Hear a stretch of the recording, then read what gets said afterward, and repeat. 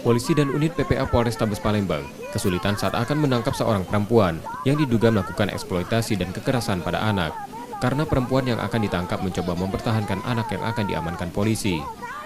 Polisi pun akhirnya mampu membawa keduanya ke dalam mobil untuk dibawa ke Polrestabes Palembang. Penangkapan dilakukan polisi setelah mendapat laporan dari Comment Center tentang dugaan kekerasan dan eksploitasi anak yang terjadi di kawasan Simpang 4 Caritas Palembang. Perempuan yang belakangan mengaku sebagai nenek dari anak perempuan tersebut diduga memaksa cucunya untuk ngamen di pinggir jalan dan melakukan kekerasan ketika setoran kurang. Video viral yang ada di IG dan juga laporan masyarakat dari Comment Center, kami mendapat perintah secara langsung dari atasan kami, yaitu Bapak Kasareskrim, juga Kasubdit Parenakta.